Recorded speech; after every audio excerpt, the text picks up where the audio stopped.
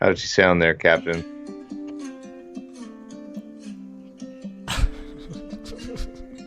That's it. It's Sunday morning and you're super hungover. Try to get laid. That's literally how the lyrics go. 100%.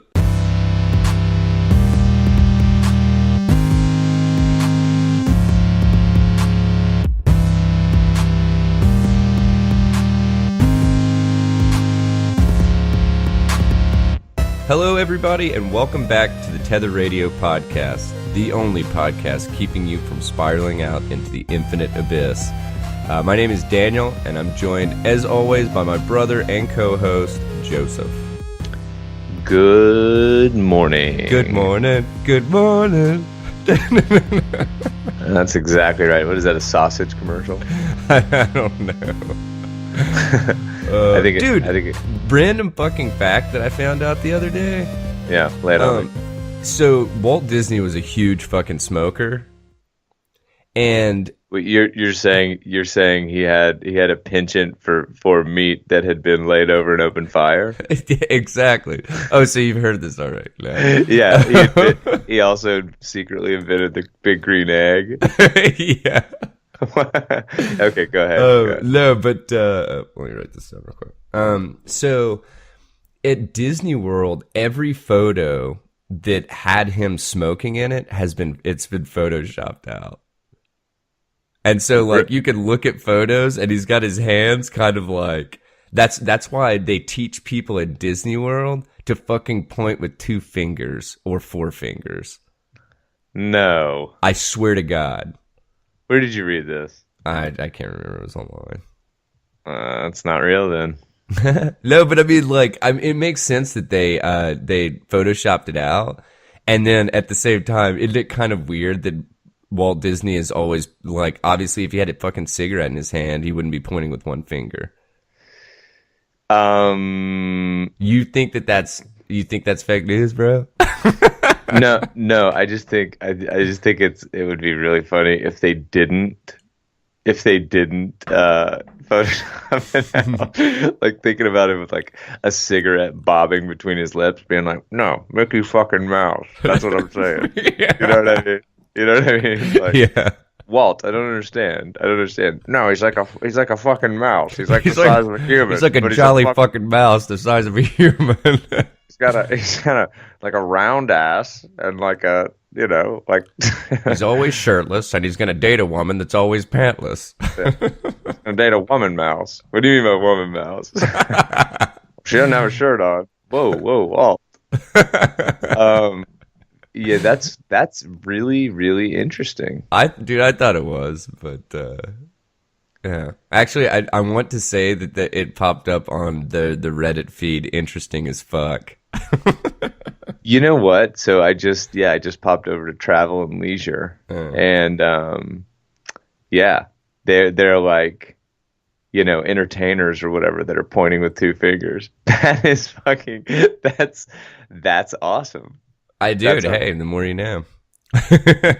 Wow. Well, how's everything going with you, man? Good? You had a good week? Yeah. We're actually showing our house today. So whoa. Which is looks like the Tether Radio official studio may be moving. Upgrade. Yeah.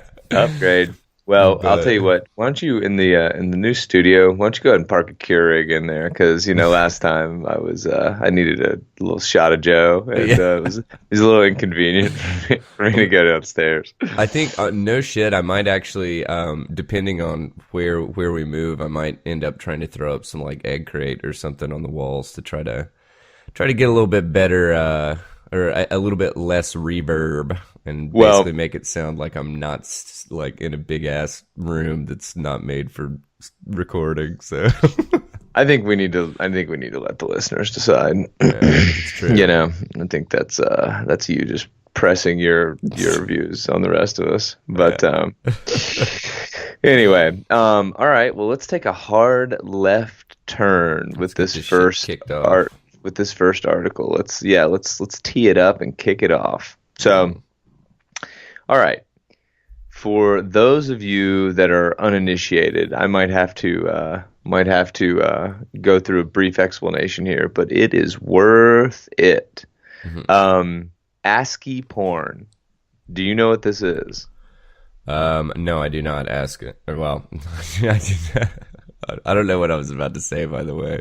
For some reason, I was going to repeat ASCII, but no, hit me, dude. Because honestly, I'd never even fucking heard of this until I saw it in the articles. So let me just read. So this is coming from Motherboard, right? Vice's Motherboard, and I saw this a little bit earlier, and I thought it was pretty interesting. So let me just read from this one section of it that gives a nice little synopsis. Right. Pronounced ASCII, which it's a capital ASC capital II. Is an acronym for the American Standard Code for International Exchange, a system for representing 128 English characters as numbers in order to digitally represent text, right? Beginning in the 70s and 80s with the invention of technologies like the dot matrix printer and forms such as Usenet, people started using ASCII characters together to look like, started stringing ASCII characters together to look like images, right? So what people have done is they have taken these ASCII characters, which again are 128 characters, right? So, capital letters, lowercase letters, you've got colons, semicolons, and they have, they would string them together to make an image, right? And so there was a whole, kind of scene around this, not scene, but a whole phenomenon, right? Of people stringing these together, printing them on dot matrix printers, and they're images of porn images, right? And this article is really ridiculous. Yeah, and it's like looking at the feed from like the Matrix, if that could like actually represent an image, if the right characters were falling. Yeah, I mean it's just this abstract pornography, right? And some of these images are pretty crazy. Like there's in the Motherboard article, there's a do you think if I was to like print this off that my printer would get like overheated because it got all hot and bothered by the images? I think you'd start printing it off and it'd be like you'd hear it go chick, chick, chick, chick, ooh, ooh, and then it'd be like me, and it'd start to shoot out papers.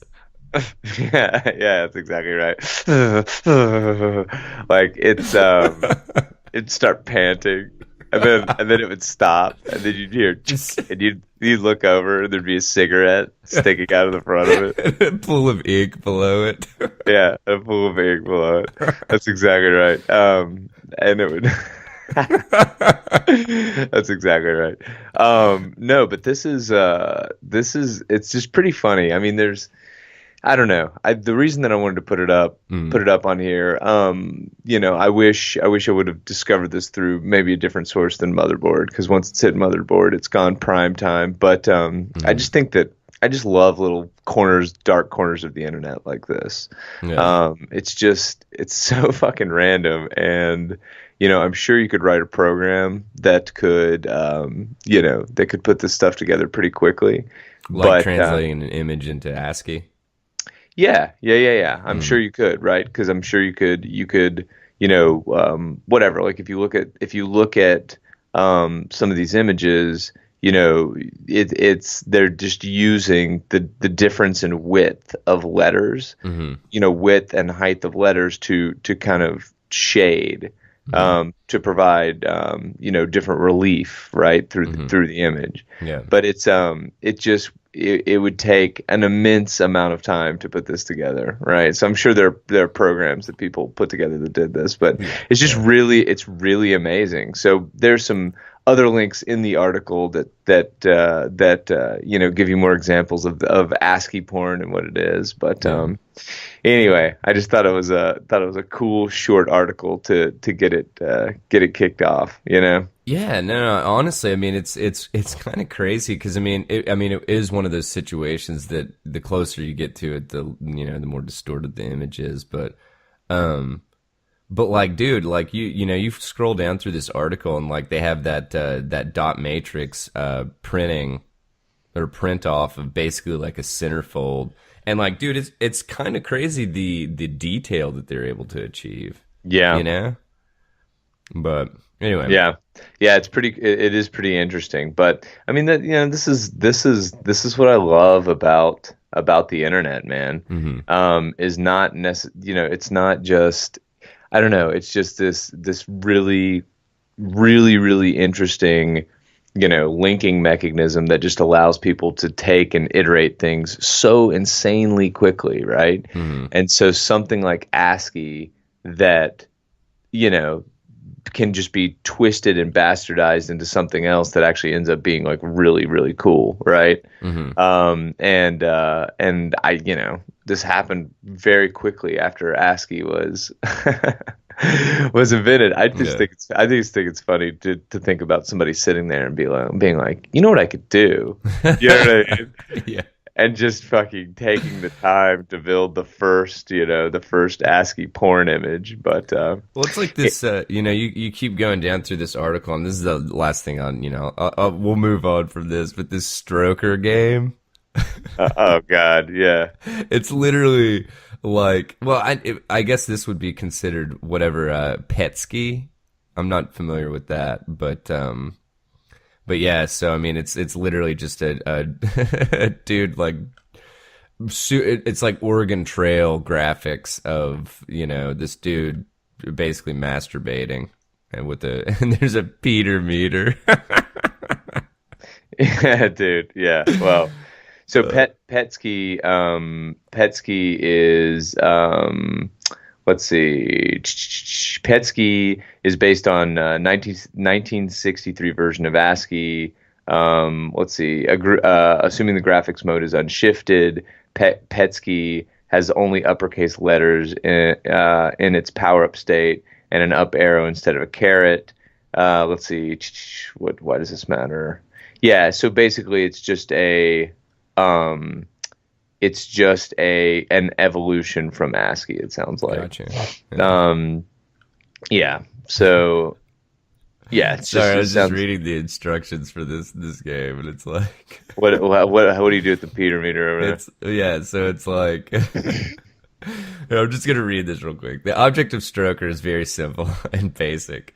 Manipulate the organ to full erection before ejaculation. Rough or too energetic handling can cause a premature response. This, of course, results in a poor score. Watch for a color change. This signals a close orgasm and indicates you should stop or slow your strokes. Too long as a pause or delay will also be defeating, or should I say deflating. What I like about this about this game, and people will see when they hop on there. But first of all, I don't understand what the image is in the left corner. There's like this. Yeah. There's like this really tan blonde guy, right?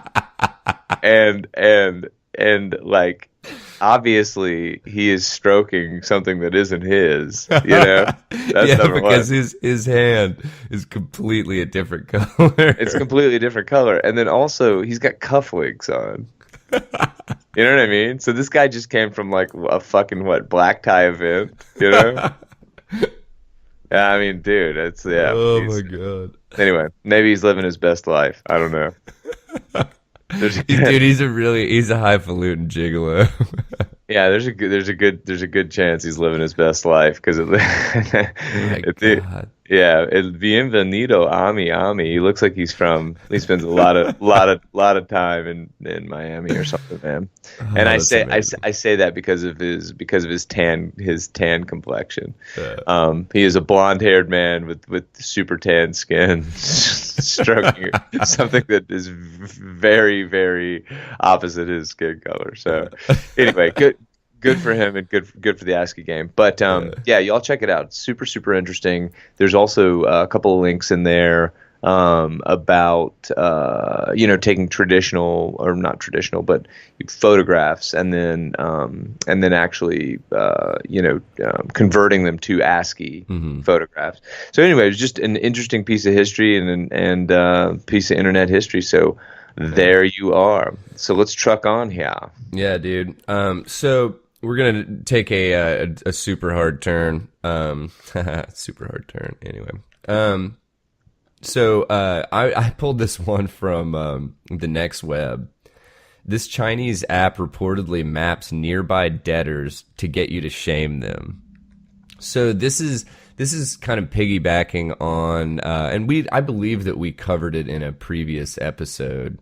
About China looking to roll out a social credit score system in 2020. And apparently this is just them basically trying to get geared up to make it as successful of a system as possible. Like I'm assuming that's what this is.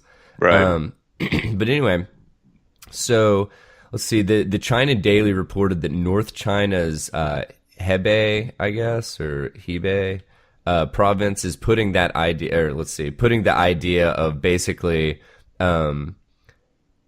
scoring these people on how if they pay off their debts, and like if they're basically like a good customer, or I mean, honestly, it really the thing that it likens back to is that Black Mirror episode. And that's what everybody's been kind of referencing. But what's up? China they've been on this system for a while, right? And I think in one of our previous episodes, like you said, I think we did talk about this. I just think what's interesting about this, and one of the reasons I was glad that you brought it up, was that it's we are desensitized to the fact that this is happening now. Like, this is being reported. But like, remember, if I'm not mistaken, I think what we were reporting on was just the emergence of social scoring in the beginning. Yeah. And there were a couple of articles, I think in mid 2018, that were discussing people not being allowed on airplanes, right? Being denied air travel. Yeah. If their social score wasn't high enough, they couldn't buy a ticket. And I think, I mean, who knows exactly how much of this is true? I don't have. I have a couple of friends that are from Hong Kong. I don't know anybody that and I chatted briefly about this, and they're like, it's like a tech-enabled, more mobile first society. Everybody's got a phone, and so everybody's constantly on their phone, and so these types of things aren't as shocking. But man, I mean, I just think that like it is. It's really, really, really fucking interesting, dude. I mean, there is this confluence of I don't know, man, of like using the internet and using this ubiquitous system that everybody interacts with daily to as a control arm. I think that is relatively new.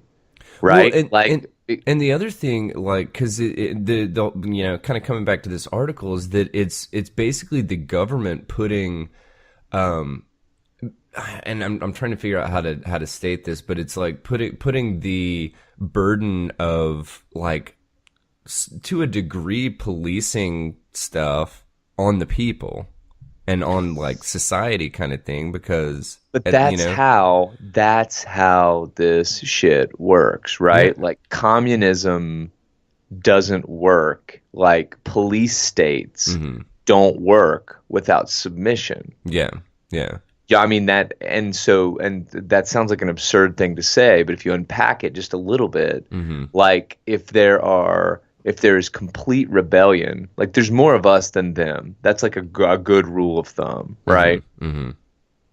Especially in China, there are more Chinese citizens than there are government officials, for sure, or whatever, or police in China or whatever. But if you can convert slowly through these incremental changes, if you can convert your society or your populace or whatever, however you want to put it, to just an extension, of the government, and just say, well, you don't want to get in trouble, do you? So throw them under the bus, it's not you, it's the other person, and you convince everyone of that. And then there's no unity, everything's splintered, and you're able to keep things flat and submissive, or you're able to keep the population flat and submissive. So it's just I think it's pretty interesting. I'm just reading a little bit further down in this article.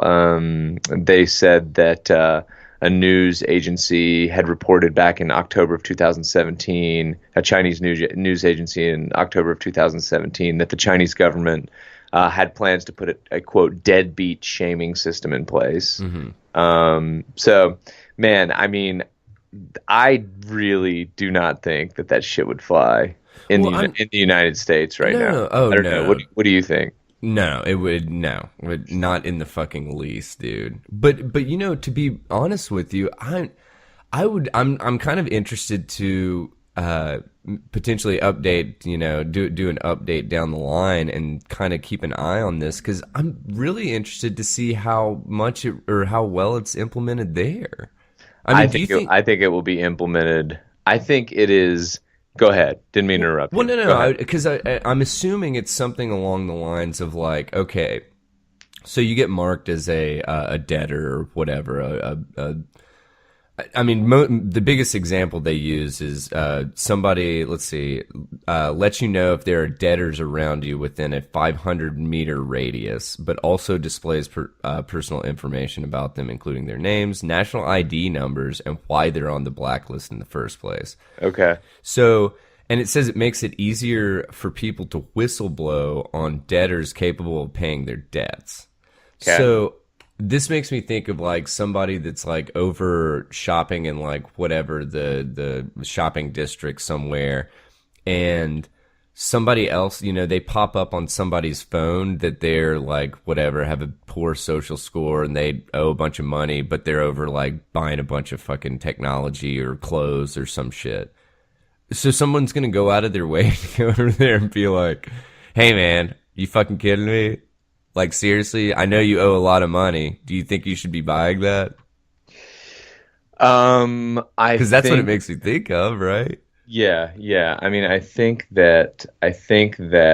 Or do you think this is like an anonymous thing that it's like, hey, take a picture and upload this person buying a bunch of shit or whatever secretly? Not buying a bunch of shit secretly. I think that really what they're after and why this will be successful is that like you see that your neighbor has a new lawnmower, right? And you're like, wait, what? I thought you were super poor, right? Yeah. And I just don't I don't think it's that crazy. I think people love to be snoopy and weird, and and I think that they're I'm sure there's an incentive mechanism of some sort, right? Yeah.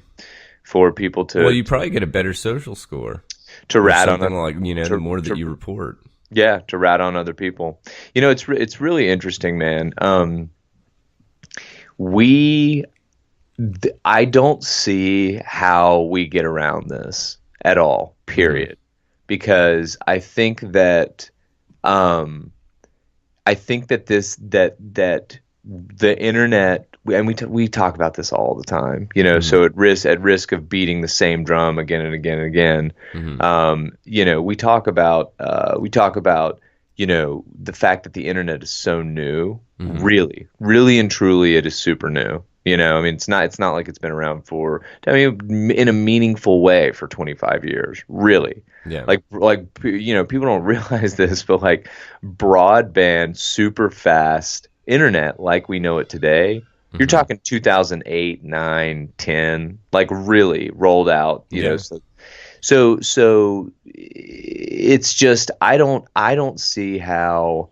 So that being said, the people being in contact, the world's people being in contact with each other, like people having a point of comparison past, you know, their village or their city or their country, it is dangerous for people that want to keep folks in line, right?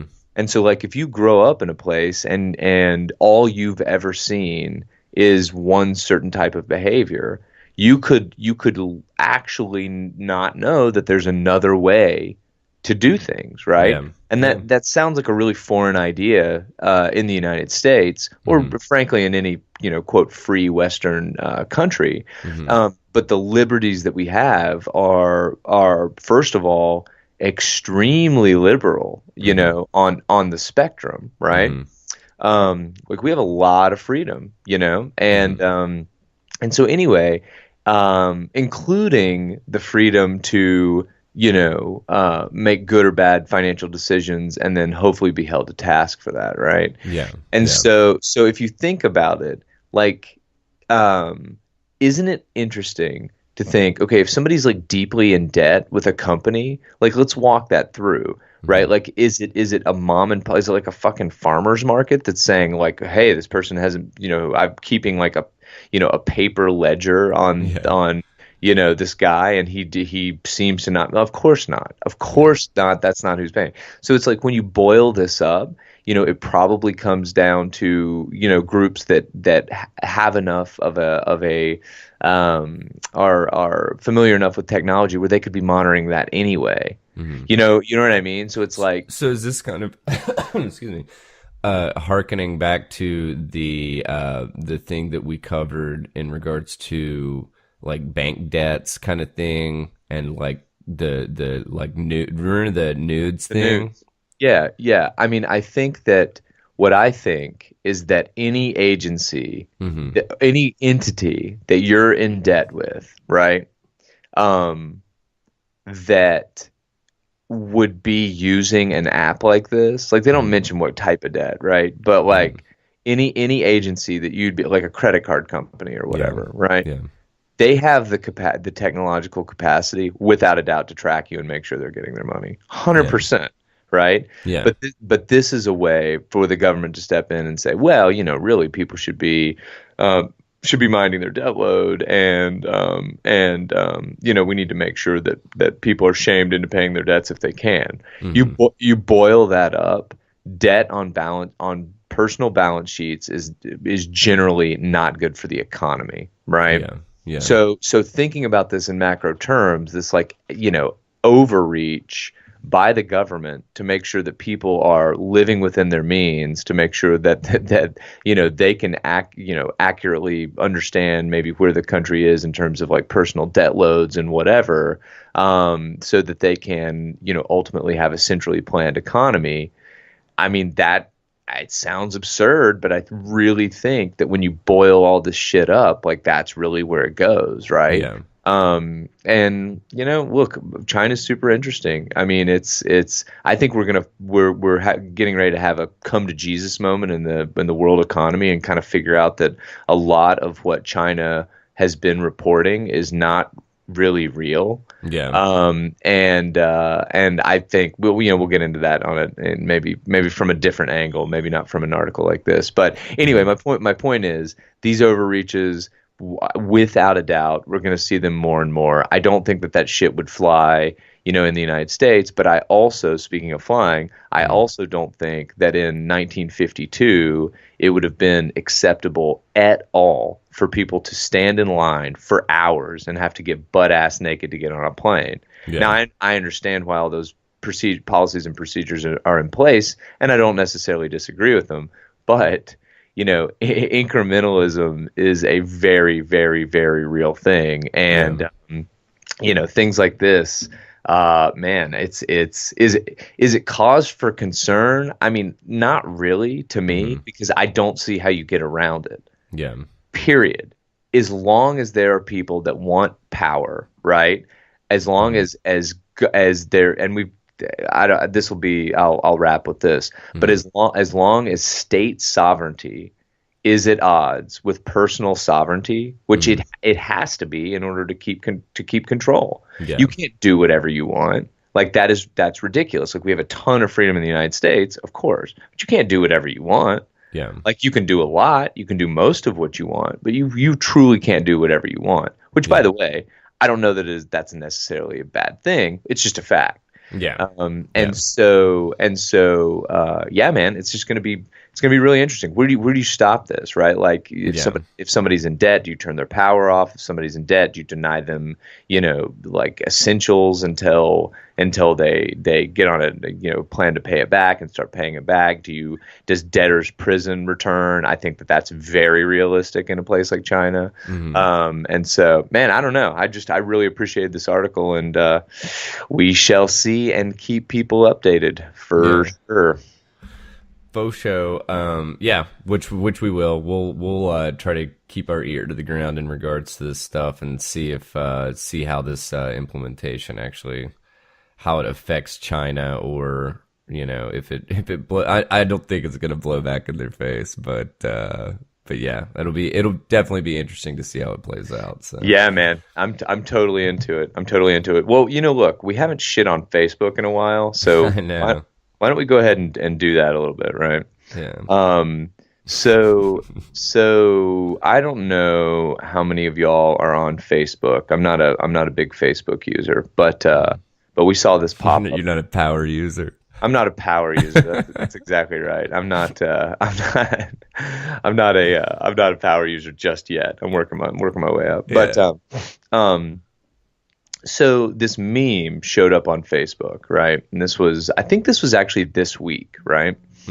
And the meme is called the 10-year challenge. And so we saw some evolution in this shit. Like basically it came out and it said, hey, you've been on this platform for 10 years, which also I should say, I don't think the 10-year challenge was pushed out by Facebook, right? I think it just showed up just as a quote, a meme or whatever. Yeah.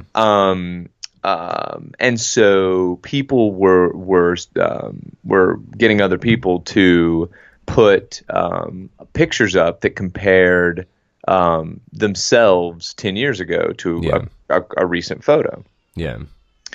And so immediately, right? So this challenge generated, according to this article from CBS News, 5.2 million engagements on Facebook in just 3 days. So 5.2, I'm assuming they're measuring an engagement just based on the context of the rest of the article. An engagement being somebody who, did this challenge, right? Compared a picture of themselves 10 years ago to a picture today. And then immediately, folks started coming out from the data science community and saying like, this absolutely must be attached to machine learning, right? And training AI to understand what 10 years of age looks like on a person, right? And so that is, man, I'm telling you, the fuckery is just, I can't even wrap my mind around it. I work in this shit daily, right? Dude, I've stopped leaving the house without my tinfoil hat. Well, I've stopped leaving the house without pulling my Reagan mask on.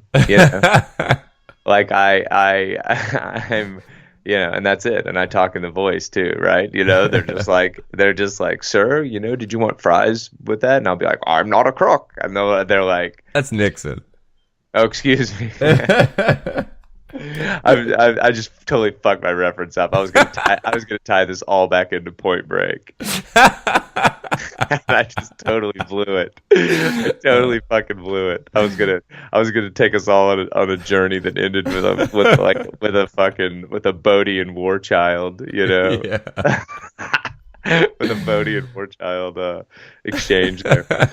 But I mean that is like that shit is real, right? And so yeah, I mean let me just bring up draw a connection here, right? Mm-hmm. Like we just covered an article about this creepy app in China where people rat on their neighbors for being in debt. Just covered that today, right? Mm. Just now.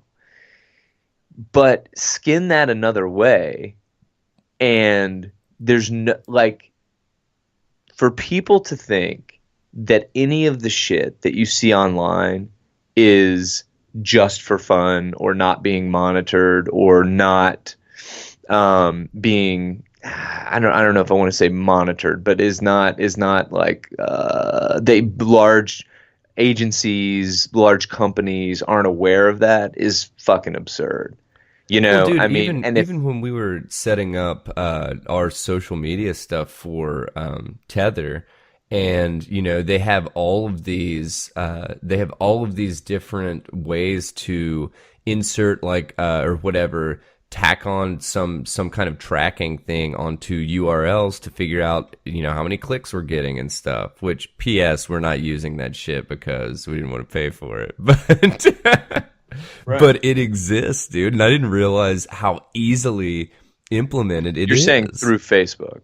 I'm just saying through the internet. I'm just saying like okay, we've got our website Tether tetherrad.io, and it's like, or we could have it tetherrad.io / whatever 123. And if we were to post that URL, then we could actually track how many clicks we got, because it would kick back and start counting. Sorry, go ahead. Yeah, but I mean, so you're definitely not wrong. I mean, I was doing a little bit of research on SEO and SEO best practices and all that kind of shit. And was taking a look at Facebook Pixels, which is like insanely powerful, right? Yeah. But like the reason I was going to bring this up is because this is something that I learned last week, and I definitely wasn't aware of. But it's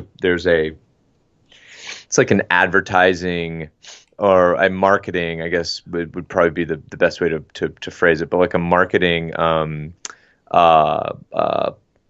not platform. It's just it's like a feature of business advertising and business advertising and marketing that Facebook offers, and they call it Pixels, right? And so the general idea is that if you're a Facebook user and you click on a website, right? Facebook will in their behind the scenes, will say, okay, we understand that this user went to this website, and now we can generate more profiles, which they don't show you, how the sausage is made, right? But generate more profiles that look exactly like this profile from the perspective of like, what they like and what kind of things they buy, and and when geography and it gets insanely granular, right? Like I can target, for whatever marketing campaign, like women,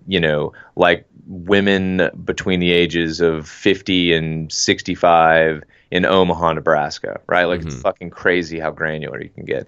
But the way that they do this, or the way that they used to do this, the technology has since developed, was that what they would do is they would encode 1 pixel on the website, right? And then when your machine downloaded that website, when you visited that website, I would be able to understand that this one unique kind of like, earmarked pixel was downloaded by your machine. And that's how I'd be able to track that you actually hit that website. Okay. Yeah. And so again, tracking has cookies and cookie usage, and tracking what machines and kind of boiling that up to what profiles that are associated with those machines, how they traverse the internet, that has that's definitely evolved. But that's fucking crazy. I digress, but that's crazy, right? Because I mean, you're able to get just insanely granular with like this Facebook program, or this Facebook advertising feature, and dude, that's the shit they're showing you. That's the shit that is like exactly where they popped the hood and they've said yes, this is possible. So, by the way, listeners, and definitely you, Daniel, I wish I would have parked this on here. Hop on YouTube and just watch a couple of videos on Facebook Pixels, right? Because there are like a bunch of these let me show you how to make $400 or $500 from the comfort of your own home, shitheads that are, shilling the fuck out of this stuff, right? And showing you how to, whatever, resell, unbox Nikes or whatever the fuck for as your quote side hustle or whatever the fuck. But it's just really, really interesting. And so anyway, I digress. Let me get back to the 10-year challenge here. Anything that you see that is asking for information from you, that is asking for some sort of meaningful engagement, somebody has designed it for a purpose. It is not for fucking fun. We are past that stage of the internet. Period. Like, to think that. I wish I could go back and take back all of those BuzzFeed quizzes that I've done. Because I really didn't care which house of Hogwarts I would have fallen into. Yeah, that's right, and that's exactly right. And now that they understand that, they know now exactly. They know that I like hamburgers, Diet Coke, and I don't know, swimming. Yeah, swimming. That's exactly right. But I mean, that's the fucking world we're living in, man. And I mean, it's just, you've gotta. The invisible social contract that we sign to in order to have access to this, to convenience, that contract is getting fucking tome-like. It is thick, and it is like the devil's in the fucking details. But man, I'm telling you, like, here's what really is just so interesting to me, and I'll kind of put a bow on it with this comment and let you wrap this up. But we've talked about identity on this podcast a couple of times, and your identity in the United States is linked to a fucking piece of plastic that you keep in your pocket, right? So if you with the average person, if you take their fucking driver's license away from them, right? You take their wallet and you like kick them out, and somebody stops them and say, "Who are you?" and says, "Who are you?" And you say, "Well, I'm Daniel Bradley." And they say, "Prove it." Yeah. You fucking can't. Yeah.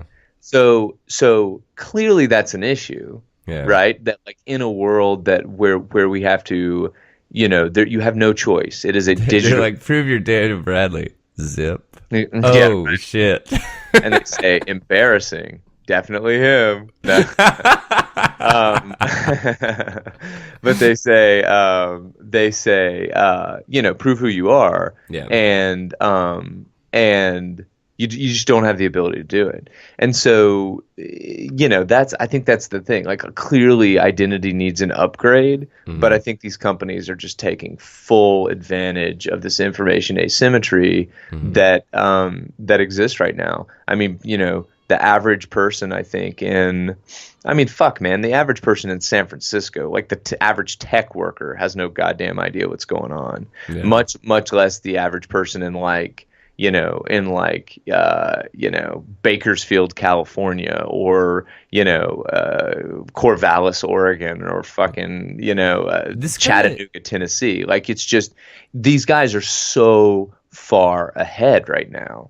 And this kind of reminds me of the one thing that we covered, and this was a while back, I believe, that it was like it was some dude on 4chan or something that was being given these tasks that, like, they seem like completely unrelated and like whatever, and he was doing these tasks for money. No. I do know what you're talking about. It was like a story or something. It was a story. Yeah. This was like future. This was like a dystopian kind of futuristic fiction, right? Yeah. And it was talking about just the devolution of work and kind of society within the context of like, micropayments through cryptocurrency being triggered by, a gig, living a gig life, right? Yeah. Where But doesn't that kind of make you think of this shit, that with these like small like data grabs by everybody? That it's like the Facebooks, and I was joking earlier, but at the same time, that they're fucking taking down all of the information, any of those BuzzFeed quizzes and stuff, that it's like, oh, answer these questions and we'll tell you this or whatever, this, that, and the other. It's like, tell us how old you are. Yeah, look, they are. This is I am convinced that we will look back on the time period from probably the emergence of fucking social media, right? Yeah.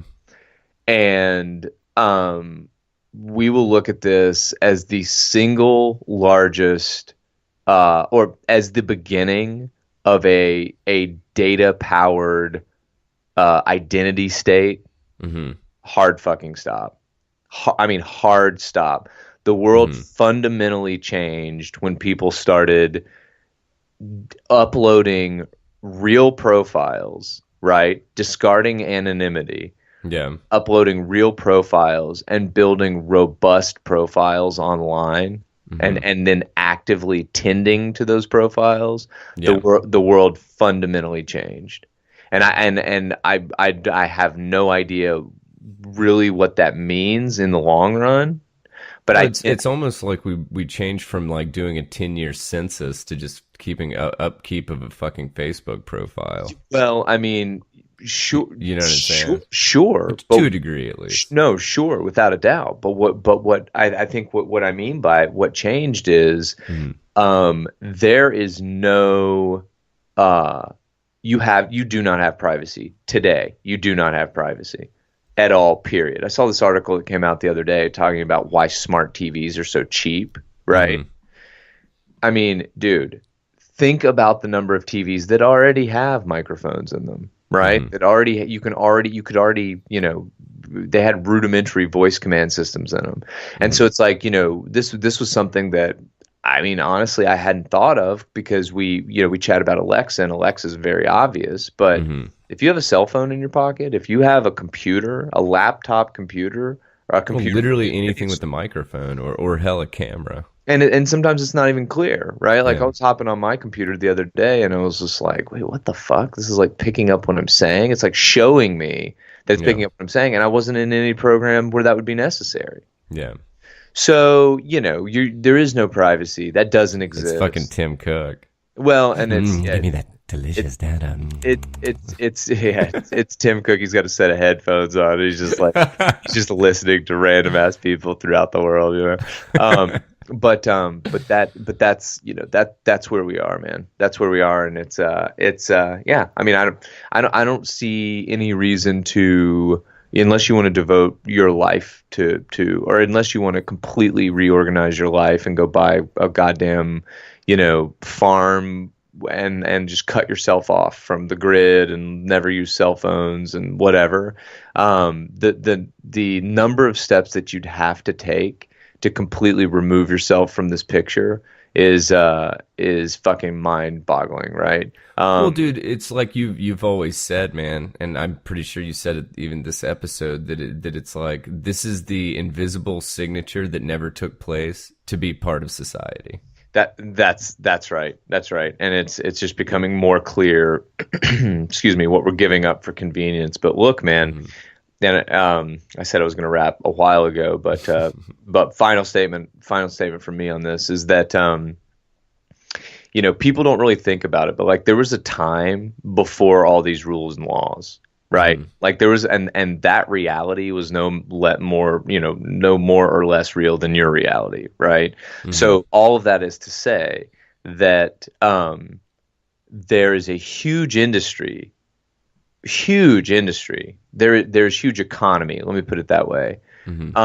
In convincing you to give things up for quote convenience, and I just don't think it's true, and I just don't think it's fucking real. I don't think your life is that much more convenient. I don't think comfort, or this idea of comfort that's been sold to you, is worth what is being asked of you. Yeah. You know, now what are my action points after that? No fucking clue, but that's kind of where I am with it. Anyway, you want to wrap us and take us on to the next? Yeah, man. So speaking of big tech feasting upon our data, apparently there's going to be a food problem in the foreseeable future. So you like that segue? Yeah, I like that. That was a good one too there. Yeah, there you go. So I pulled this article from Wired, and it was titled "If Edible Insects Are the Future, We Should Talk About Poop."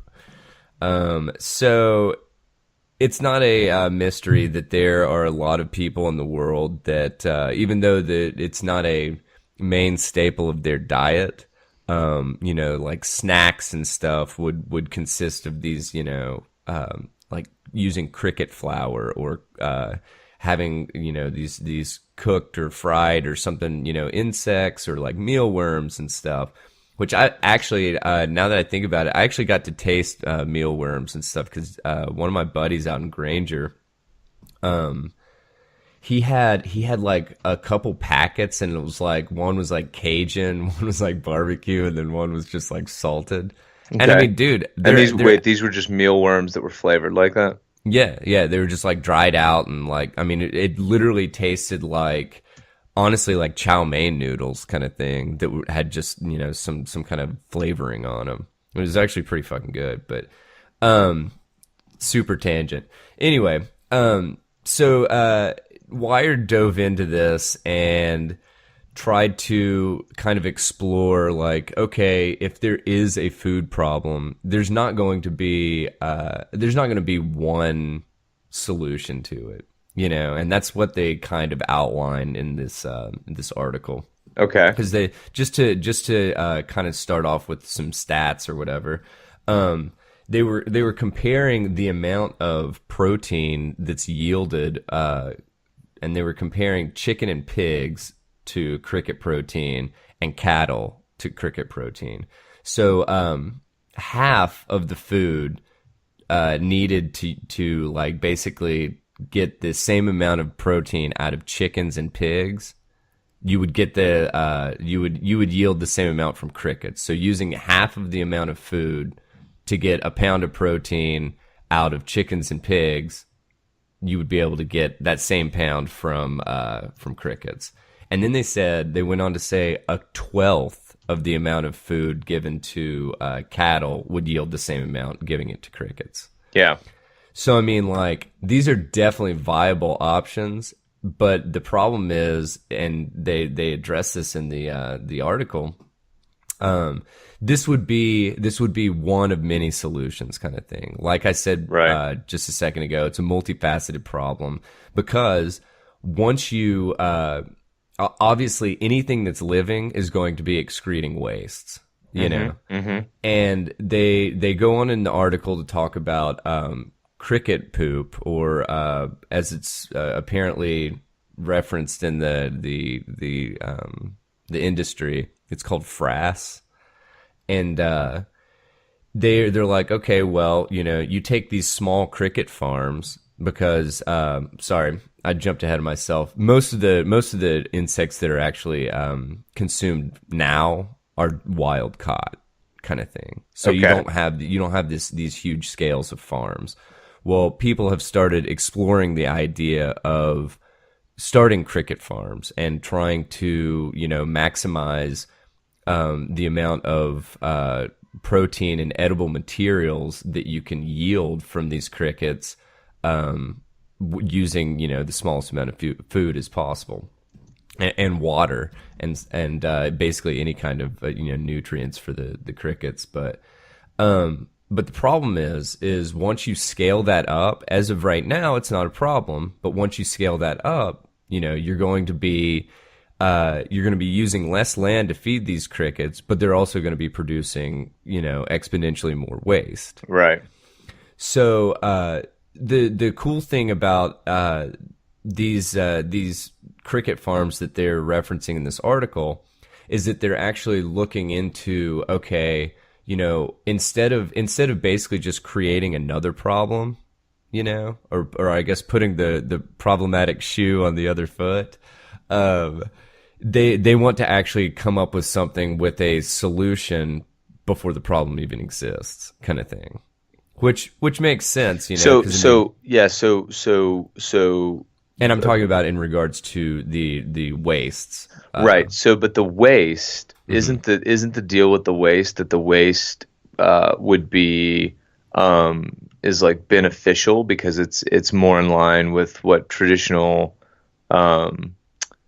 fertilizers need to chemically be made of. Yes, but the problem is that you would have to, before you scaled up and then we're producing that amount of waste, they already want to have the means and basically customers to get sell the waste to or give the waste to or whatever, instead of just saying, okay, well, we're going to have a shit ton more frass to deal with, but pardon the pun, but then we want to already have these, okay, as soon as we start producing this stuff, it's going to go to X, Y, and Z farms, kind of thing. Yeah, I mean, it's so you and I were chatting about this article a little bit earlier in the week, and it's definitely timely. I mean, whatever, this shit doesn't happen without reason, but I don't know if you saw during this, I think it was this week or last week, but there were a couple of articles that were coming out talking about the Save the Planet diet, right? And they were just discussing how exactly what you're saying, how taxing, our traditional sources of protein are on the planet, right? I don't know. I haven't looked into this. I don't really have a thought on it. I don't really have an opinion on it because I just don't have the information in front of me. But yeah, you and I were kind of walking this thing through, and first of all, something's got to be done, right? You're going to continue to have billions and billions of people on this earth, billions, right? And like we were discussing, if you think about what the natural food chain looks like, right? Like when a fox is catching a rabbit, he's not fucking harvesting the rabbit. The rabbit is there because a plant grew or whatever, and the rabbit ate the plant, right? And so when you back all of that out, I remember in undergrad seeing this description of endothermic versus exothermic energy on planet Earth, right? And so endothermic being energy that comes from the sun, and then how that boils up through the food chain, and then exothermic being anything on top of that, right? That is that is added to that. Which, by the way, if you're listening to this, any listeners out there who are whatever ecology majors or something like that, if you have a thought on this, would love to hear it. But basically the general idea was there should be an upper bound to the amount of I guess in some ways calories that the planet can produce, right? With just sunlight. And then past that, you've got to start kind of force multiplying these processes to get the amount of food produced that you need to support 7 billion people. Yeah, and you just have to find where the efficiency is going to yield you the most, kind of thing. In that right. Like you said, the pathway from literally the sun to whatever our marketplaces, kind of thing. Yeah, absolutely. And so it's interesting because as we are forced to become more efficient in the processes, right? That we use to feed everyone. You could quickly see, larger or more quote expensive. I'm not saying necessarily more dollars, but more quote expensive. I'm not saying financially necessarily. I'm saying more taxing on the system, right? So more expensive processes like rearing cattle or hogs or chickens or whatever. You could see that kind of protein like becoming something that like rich folks have access to, right? It's like everybody's like escargot. Yeah, and, dude. Well, caviar. Everything else is on the everyone else is on the fucking cricket program, right? Yeah. And they are, because these farms are cheap and they can produce a shitload of protein, and it's like they can do it in a way that is more beneficial for a variety of different reasons. But it's like people's taste for other proteins definitely not going to go away, So yeah. Anyway, I have one question for you. Yeah. Are you looking forward to munching down on a cricket bar and then washing that down with some cockroach milk? Yeah. Yeah, absolutely. That's right. We definitely covered the cockroach milk too. Right? I'm all in. It was funny. I was just kind of poking around on online while you were going through part of that article. Yeah. And commercial cricket farms. Yeah, that's a really interesting idea. They said that according to one analysis, edible insects will be a 710 million global market in the next 5 years. Obviously, this is more than just crickets, but that's in the next 5 years, close to $750 million. That's pretty wild, dude. So that is pretty wild. Well, let's truck on here. Sure. Let's head on to the next one. So this article, I think we may slide into kind of a longer discussion, but I wanted to bring this one up because we've talked a little bit in the past about journalism and the state of journalism and just about how challenging the model is in publishing, right? And how, and this is nothing new. This is certainly not a novel thought for us, but how things have just really changed in the publishing model, and companies are having this existential crisis. As they figure out how to map traditional journalism over to, journalism on the internet. And so, we were talking about clickbait and all this shit. Okay. So there is the goal of me bringing this up is absolutely non-political. Right. And I've thought about sending a tweet out about this, and I decided not to because I wanted to nuance the thought a little bit more. Yeah. But this comes from CNN Politics, right? And the section is called The Point, and it's with this guy, Chris Cillizza, right? And so Chris Cillizza is a CNN editor at large, okay? So this is something that's fully sanctioned by CNN, whatever. Yeah.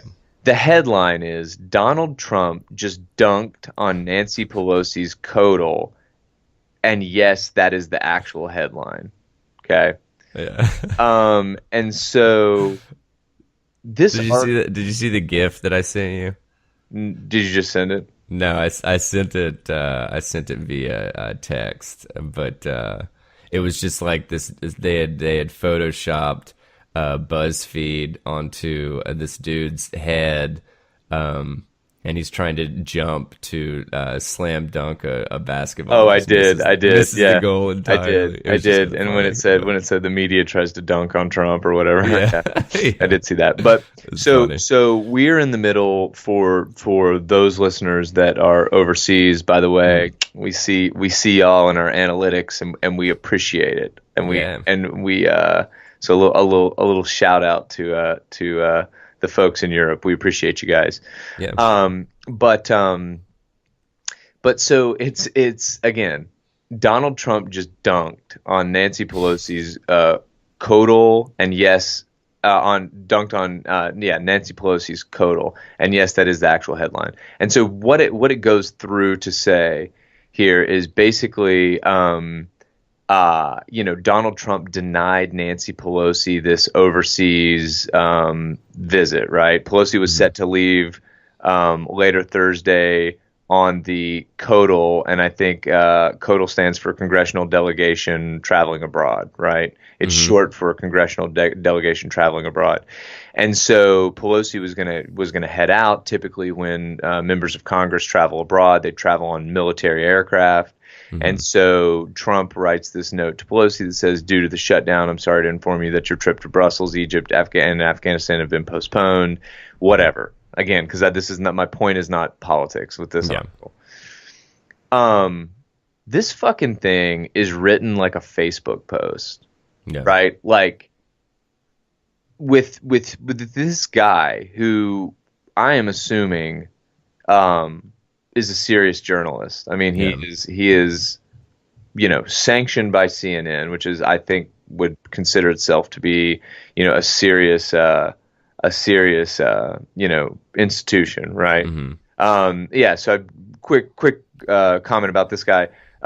Christopher Michael Saliza is an American political commentator for CNN. Prior to joining CNN, he wrote for The Fix, the daily political web blog of The Washington Post, and was a regular contributor to the Post on political issues, a frequent panelist on Meet the Press, and was an MNBC analyst, right? Okay. And so anyway, this article is just like chock full of things like, and then this dagger. Obviously, if you would like to make your journey by flying commercial, that would be certainly your prerogative. He's quoting from the Trump letter, and then he writes, "Oh, it is on," and I'm putting the emphasis on. He put the emphasis on. On is capitalized. All caps, yeah. And so I was doing some kind of recon work to on some of the articles that we're going to pull down, and I was just reading this and just thinking, like, it really fucking sucks that we have gotten to this degraded point of journalism, right? Yeah. It's like, and it's shitty because we are letting this happen, right? And not to, I guess not to frame it as like a battle against a group like BuzzFeed, but just as an example, BuzzFeed has won some prestigious awards. This is not to say that they don't have some good journalism. I'm sure they do, but BuzzFeed came into the public view by doing shit like, doctors hate this man for, the diet just that super clickbait bullshit. Yeah. Five reasons why your career isn't going anywhere, and number 4 will crush you. I mean, that was like this meme that we used to joke about when that shit was first coming out, right? Yeah. And so we have now gotten to this point where this clickbaity bullshit is spilling over into these articles on publications where, like, I understand why this guy's taking this narrative voice. I get it, right? Like, this is what people are into, I guess. But it's just it's interesting because I think that we people are fucking smart, right? Yeah.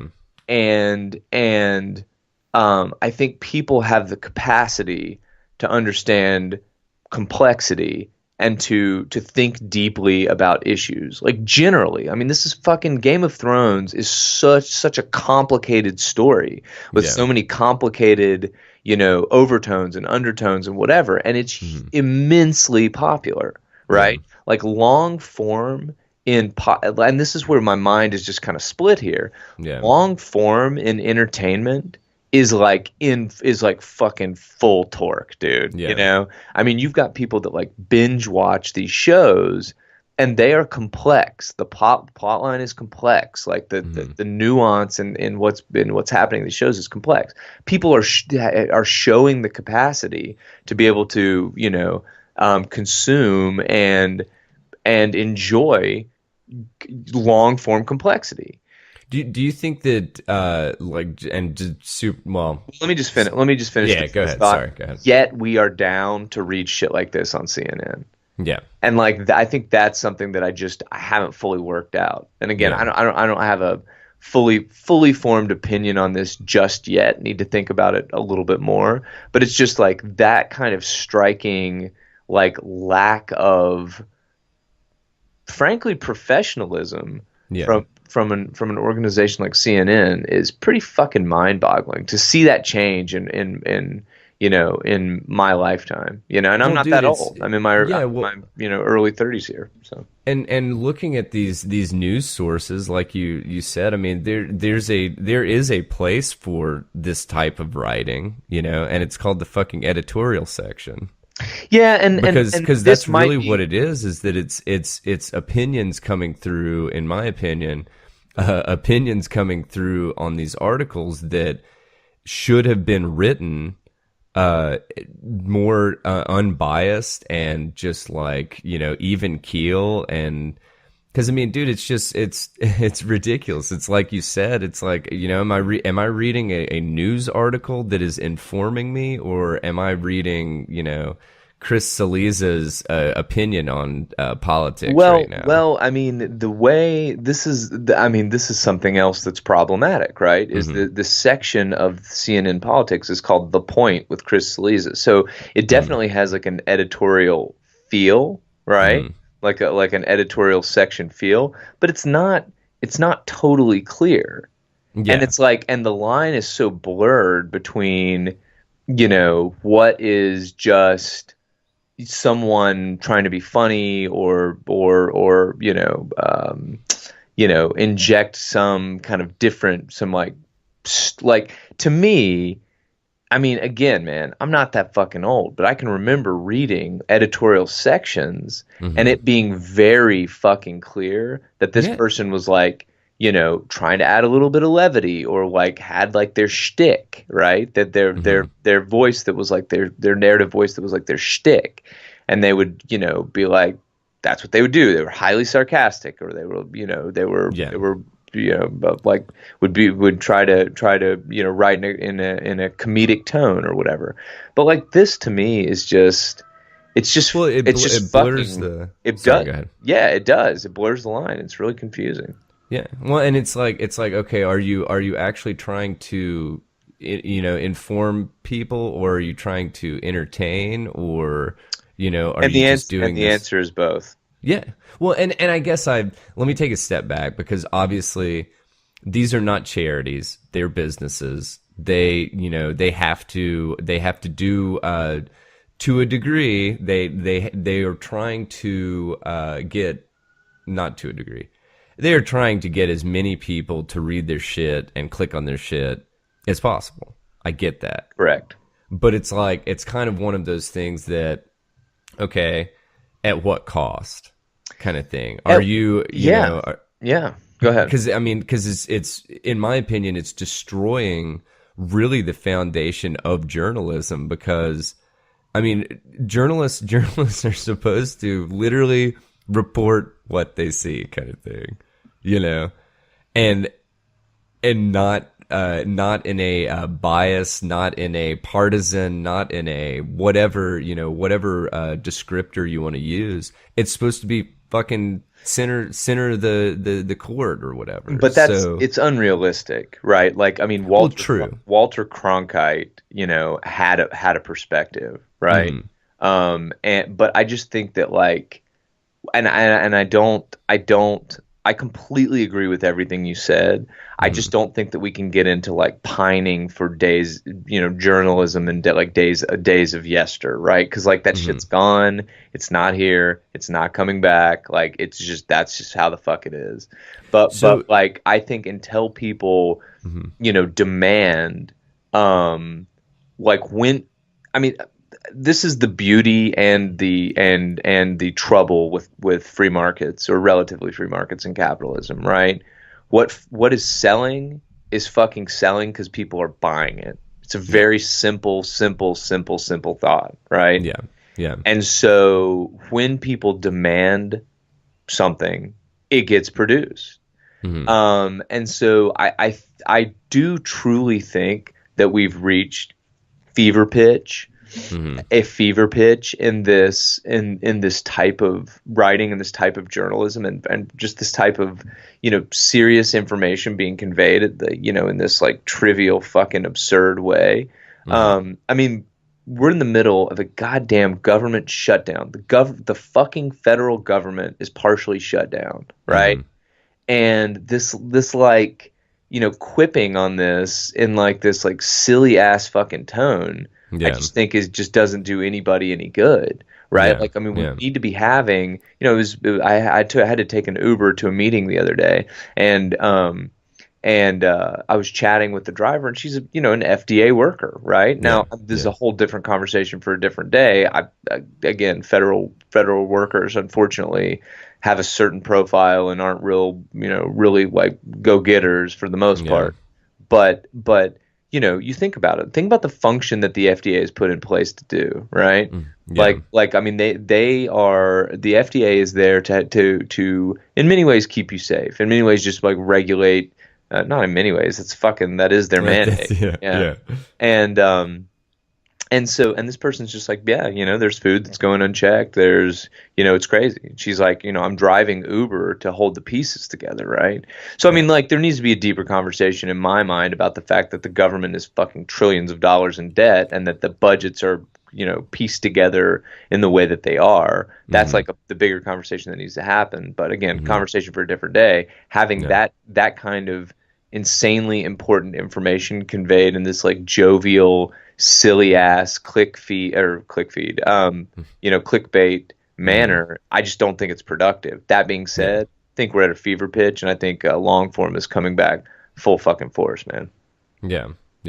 We'll see. Yeah, but for sure. But anyway, so you had a WAPO article that you wanted to discuss about. Kind of in the same light as what you were saying, because it's like, and there, honestly, I really just pulled this because, so like you said, and I will echo it. I'm sure BuzzFeed, has some very legitimate and good journalists working for them, but it puts a bad taste in my mouth when I read, Washington Post, CNN, Fox News, CBS, all these well-established entities, news entities, and they're referencing, I mean, dude, honestly, I would almost go as far as to say, like, it would be similar to, like, if Fox News was to fucking pick up, a National Enquirer and be like, oh, well, They're saying that whatever, Donald Trump's an alien and fucking Hillary Clinton's a lizard or whatever, and it's like that in a recent report by the National Enquirer, they strongly implied that and it's like they're writing these articles on on implications, you know what I'm saying? Instead of actually having fucking facts and like. It just, I don't know. I mean, it gets me, it just rubs me the wrong way because, like I said, it's like, a lot of the time in the media, they get this thought in their head, and then they just basically repeat it, beat it into the head of the public. Right. And then the next news cycle, they just use the assumption that previously mentioned fact or detail that is completely under speculation is fact now. Right. And everybody fucking does it. Like every news source does that shit. I saw an excellent interview, and it was actually like super informal. It was like a red carpet interview with Denzel Washington. Mm-hmm. And he was promoting the movie Fences. So this was fairly recently. I think Fences was in the past 3 or 4 years, right?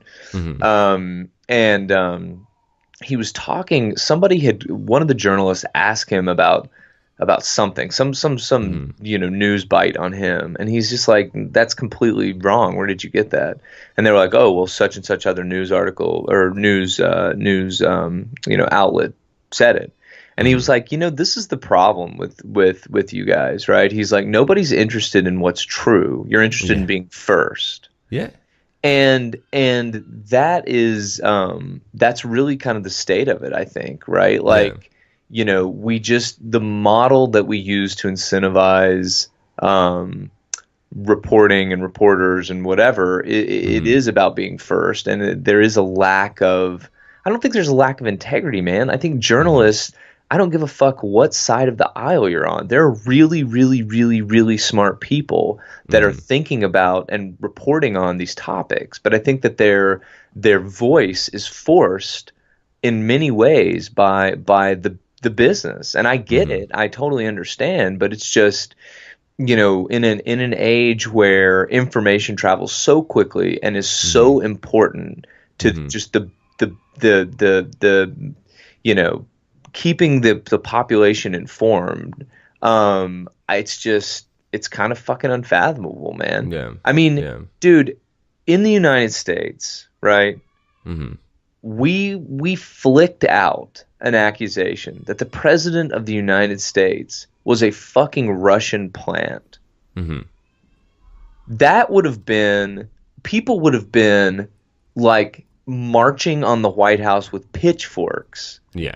If this fucking shit would have been reported like that in like 1949, you know? Yeah. Yeah. And so the idea, now granted, Donald Trump has not done himself any favors by being so cheap in the way that he discusses things, right? True. But I think that's my general frustration with it, is that it just seems to be this really interesting and unique, not unique, I guess, novel moment, I guess is the way that I'll put that, right? Where we have just, the world has turned to this place where, people are getting shit done on social media. Like they are influencing, fucking Arab Spring, right? Like that, social media was a huge part of that.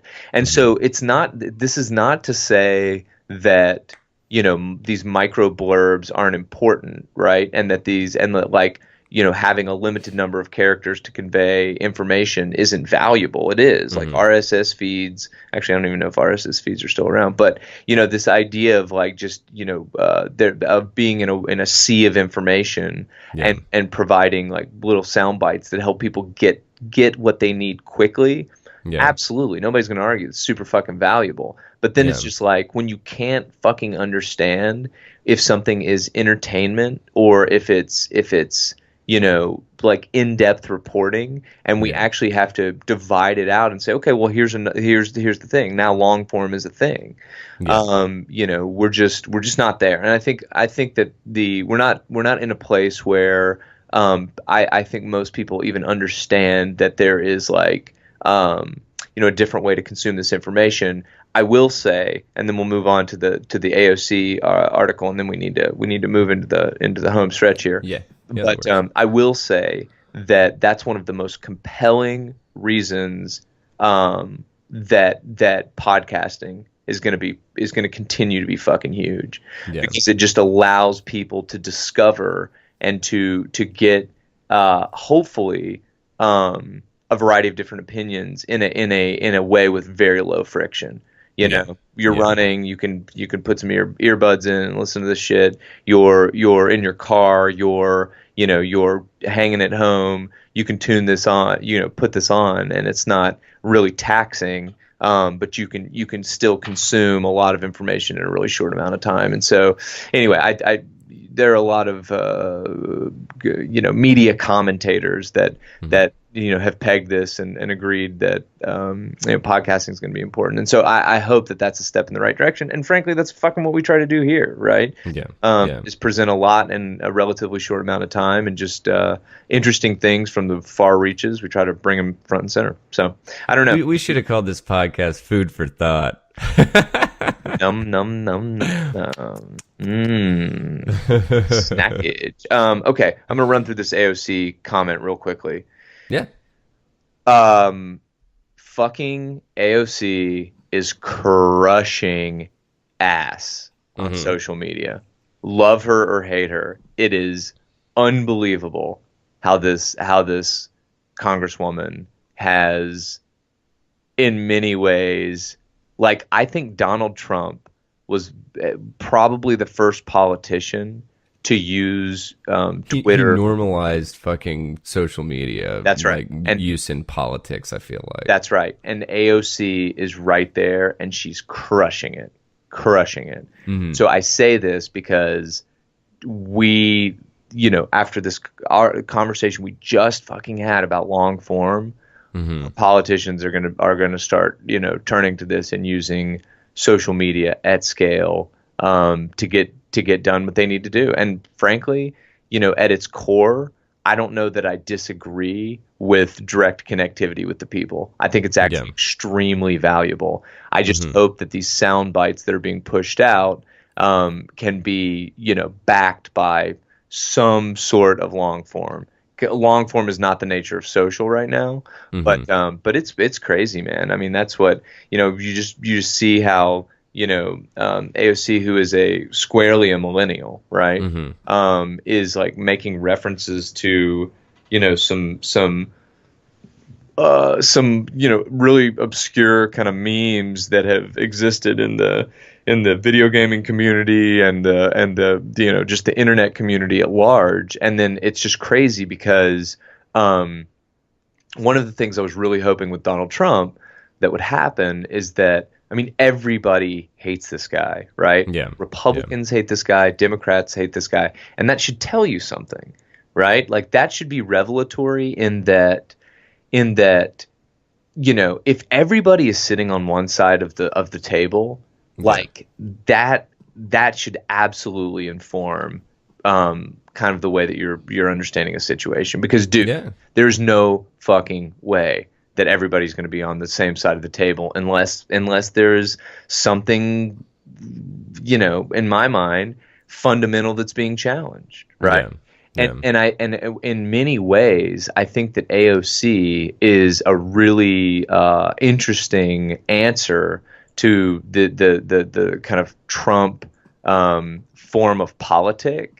Because I think we're going to start seeing, and I think this is fucking awesome, I think we're going to start seeing way more diverse perspectives being like rising in politics, right? Because there's no way that all conservatives fit under the Republican banner. There's no way that all liberals fit under the Democratic banner. And I think that's the thing. It's like all these fucking guys are guys and gals are fucking, they just look like sore thumbs, right? Like, you look at people like John McCain and you're just like, what was this guy still doing as a politician? You look at Mitt Romney and he looks even more like an alien every day, right? You look at people like Nancy Pelosi and you're just like, how is this person in this powerful position? Like, she seems so disconnected to what, is happening in reality. So anyway, the commentary is, this emergence of like the hyper connected politician. It's happening. Any thoughts on that? No, I think that you're completely right that it's just the way that politicians reach the public and the way that they portray their platforms and all that shit, it's completely changing now. And like you said, just the using these new avenues, and new avenues being social media, that it's like, I mean, for instance, you look at a Donald Trump tweet, any Donald Trump tweet, I don't give a shit which one, it's going to have most likely hundreds, if not thousands, of responses to it. Yeah. Kind of thing. And I'm not saying that any of those responses matter or that they don't matter. I'm just saying that it's that many people read his fucking tweet and felt the need to respond to it, kind of thing. So it's like, if you want to talk about drumming up support and stuff, I mean, that is the fucking future. Yeah, so. It is. And engagement is not bad, right? And and the truth of the matter is, like, I have my flavor of politics, you have your flavor of politics, right? And like, and I think it's safe to say that, that neither one of those is anywhere fucking close to, supportive socialism. So I'm not sure that it's not that I'm not sure. I absolutely disagree with AOC's brand of politics. That being said, man, fucking engagement. And as long as people are actively engaged and give a shit and are willing to, I just think, I don't know, man. And maybe this is just, still a little bit of youth on my side, but I am extremely optimistic about the political situation in the United States, because I think hyper engagement, supported with, an embrace of more complex narratives and an embrace of long form, I think could be a goddamn game changer. I mean, could really, really change the way that Washington, legislates in this insanely fast moving world. I mean, dude, to point another, because we've talked about AOC a couple of times, and I'll just point this guy out, and then I'll get you to wrap us here. But are you familiar with Dan Crenshaw? That name sounds really familiar, but so Dan Crenshaw is he's in the House of Representatives from Texas, right? He's an ex Navy SEAL, 34-year-old guy. He has an eye patch, right? Because he was stepped on an IED when he was deployed, he was the guy that Pete Davidson was like making fun of on SNL. Did you see that? And I think that's why I knew the name. And then he went on SNL,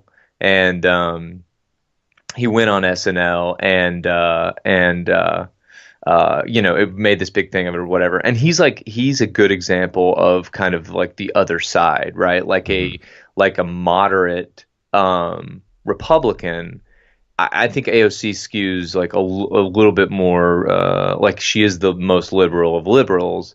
But my point is that these different flavors are starting to emerge, and people are absolutely digging it, man. Yeah. And I'm telling you, man, this guy Dan Crenshaw, like, he is absolutely one. I mean, AOC is one to watch for sure. But so is Dan Crenshaw. And so I think that we are gearing up for the shit that people give Donald Trump. I get it. I understand. The guy's crass. Like, I get it. But I think what is going to emerge from this system is, like, frankly, a higher level of accountability for politicians generally across the board. Because, dude, in the United States, politically speaking, we've been asleep at the fucking wheel. Yeah. Without a doubt. And now you're having these people that are saying, no, I want you to know, who I am, right? I want you to know how I think about the world, and I want to be directly connected to you, right? Yeah. This is this is the wish position of in my mind, like what the founding fathers, I mean, or at least more closely relate or more closely approaching. Well, that's exactly right. Because if we do have accountability in a representative democracy, like, that fucking matters. If you have accountability, or if you have connectivity in a centrally,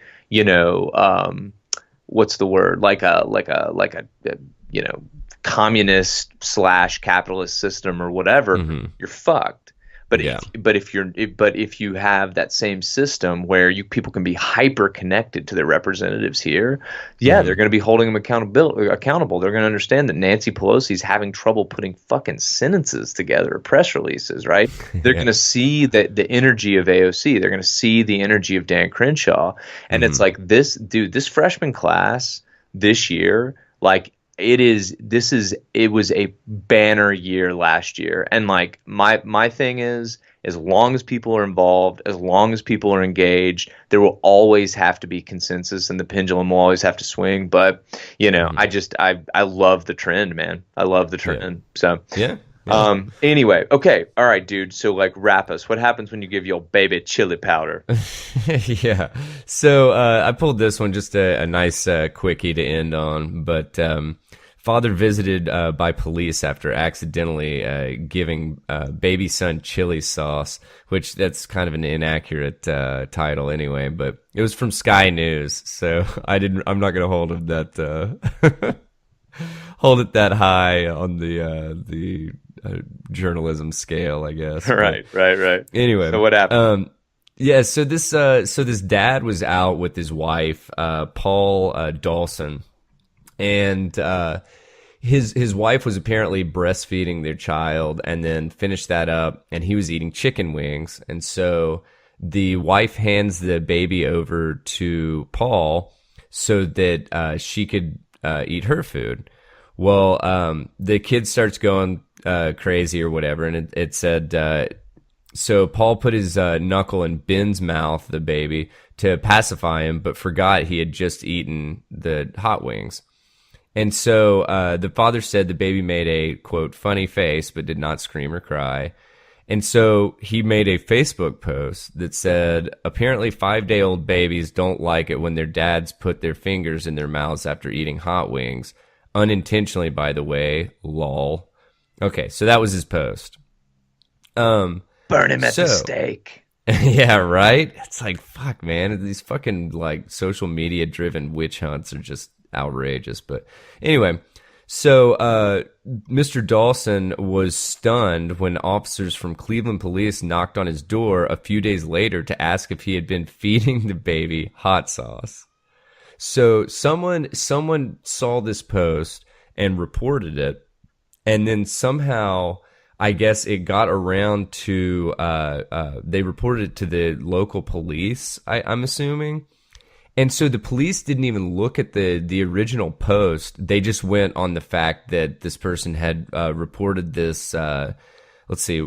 It was the Cleveland police spokesperson said police received a call from a member of the public regarding concern for the welfare of a baby on Tuesday, January 8th.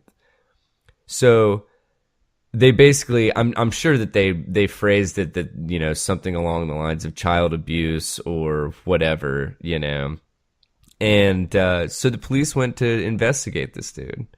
And so they show up, he tells them the actual story, and they're like, okay, well, you know, don't do that kind of thing. And they leave. And so I thought it was very interesting, though, that it's like, it's social media posts that can fucking come back and just somebody takes it either out of the context or happens to omit certain aspects of it or whatever. And I just thought it was interesting that the police would just respond to this shit and not even remotely try to see, oh, well, you know, on what grounds are you basing this, you know, accusation kind of thing. Yeah, it just seemed like complete and utter. But dude, it's the court of public opinion. Shit doesn't matter. I mean, we were just talking about this, and I don't think we have time to do a deep dive here. But I mean, you know, the video that surfaced with the you know, these high school kids who are doing disruptive shit, which high school kids do. Mm-hmm. And there's like this older Native American gentleman that's protesting something kind of in the same area. And you know, this video surfaces, and it's like this little sound bite this little data bite of this guy in a MAGA hat standing there and like looks like he's staring this guy down, right? And there's like other context, but it's like, you know, I mean, this is fucking world we live in, man. You know, where things are pulled out, they're rephrased, they're reframed and rephrased, and you know, I mean, people need to think deeply about what they put out on these networks because it fucking matters and people are looking, you know? Yeah. It's crazy. Sure. It's crazy, man. It's crazy. But, well, my goodness, here we go. This is episode, what? 33? 33. 33. And so here we are at the end of episode 33. This has been a fucking wild ride, and we appreciate all of y'all tuning in. So let me do my little social song and dance here. If you have any comments or ideas or complaints or whatever, send them on over to Tether Radio, TETHERRADIO @gmail.com. You can find us on Twitter at Tether_radio. Instagram, same goddamn handle, at Tether_radio. And on Facebook, you can send us your 10-year challenge. Just go ahead and tag us at Tether Radio, all one word, .com. Tasty data. Yeah, tasty data. And actually, there is no .com. I don't know why I threw that in there. Tether Radio, all one word. So here we are, man. Another one last thing. Take. Yes, sir. Whatever platform you are pulling these episodes down on, please, with a pretty little bow on top, hop on there and give us a review. Shoot us however many stars you think we deserve, and if you have another 5 seconds, then throw a little fucking comment on there. But we're really pushing to try to get some ratings going so that we can have a nice little star count beside our little thumbnail. So, but that's my 2 cents. Yep, and it's coming slowly but surely. So this has been episode 33 of the Tether Radio Podcast. We certainly appreciate you lending your ears to us. I'm Joseph. And I'm Daniel. And we are reminding you to stay tethered, friends. We will see you next week.